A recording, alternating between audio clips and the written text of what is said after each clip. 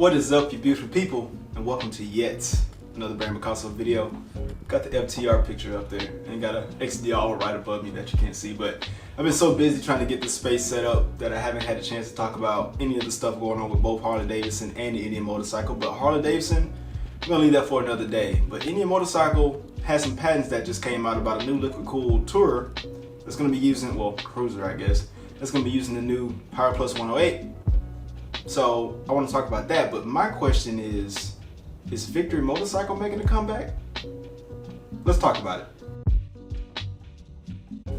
But with this new patent design, I'm happy to see that Indian is putting the PowerPlus in other bikes.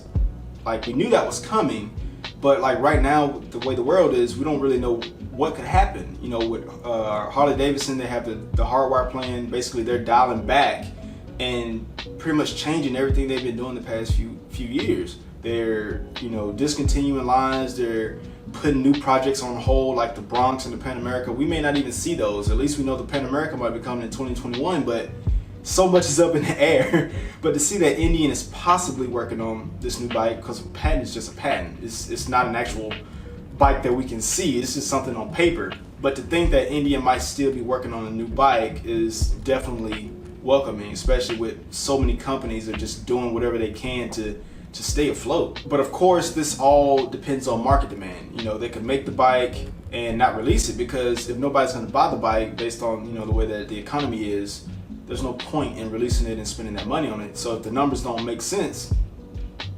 releasing the bike doesn't make sense. So either way, all of this is speculation. All of this is just my opinion.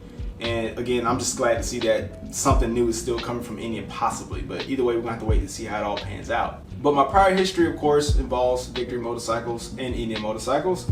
And I owned the Indian Scout Bobber at one point, and I also love the Victory Magnum.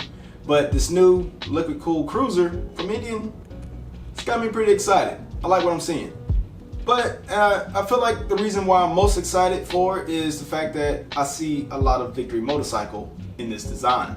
And I think the good thing is, of course, we're going to get the PowerPlus 108 in there, so we're going to get 122 horsepower at least and 128 pound-feet of torque from this engine, which is what we get from the Challenger. And if you haven't seen my Challenger test ride video, definitely check up there where you can see that, and also follow Bearded Bobber and RidingFish, because they both have Indian Challengers and they do crazy stuff to them. Definitely check their channels out. I'll leave them down below. But stylistic wise, I love what this bike could possibly be. You know, we have the fairing that's bar mounted. We don't have the fixed fairing like the Indian Challenger and the Road Glide, but this bar mounted fairing, the thing is, it looks a lot like the Victory Magnum to me. It doesn't look like the Indian Chieftain. Well, it does, but I'm going more off of the angles of what Victory was. See, Victory to me was a very forward, modern take on baggers and cruisers, versus Indian was more heritage based. And they switched that up a lot when they came out with the 2019 Indian Chieftain to, I guess, to rival that of the Street Glide, because the 2018 Chieftain was very distinct, right? And then the 2019 Chieftain came out with those soft edges on the fairing, those soft edges on the rear. But what we're seeing in this patent, to me, even on, again, the fairing and also the fender, you're getting a lot more sharp edges, and that is very reminiscent of the Victory Magnum. But the thing that I loved about the Victory Magnum the most was how much I could stretch out on that bike compared to the Indian Chieftain. Because my big thing about the 2018 and below Indian Chieftains was that they always felt cramped to me. Felt like I was sitting more in a standard position, and also a little bit on the 2019 Indian Chieftain as well, but it got a little bit better. But on the Victory Magnum, what I loved most was that I could stretch out. It almost like I was sitting a lot, my legs set more forward and my arms set more forward as well, especially when you added some ape hangers on it. And again, it got better on the 19 Indian Chieftain when you added the mid risers. But again, you can see in these both videos right here with the Victory Magnum and the Indian Chieftain what I mean, how you're stretched out on one and you're sitting more in an upright standard position on the other, even though the seat on the 2019 Indian Chieftain was a lot better. But something new that we are seeing on these patents is the air intake system for this bike. Now, Indian is doing something a little bit differently by actually, as the air has been forced into the bike, they're actually channeling the air through the frame of the bike before it gets to the fuel injection system, which is kind of cool versus using just air ducts like from air filters on the sides. So maybe that's gonna, I don't know how that's gonna affect performance. Obviously, this is just all opinion up in the air when you look at a picture, but it does make me wonder if it'll be harder to work on, but it seems that once you take the tank off, you'll have access to the air filter from the top down. But it's going to be interesting to see how that actually affects performance or how it affects emissions. But being that Indian is starting to pivot more towards the PowerPlus 108, a lot of people are probably going to start thinking, are they going to phase out the Thunderstroke?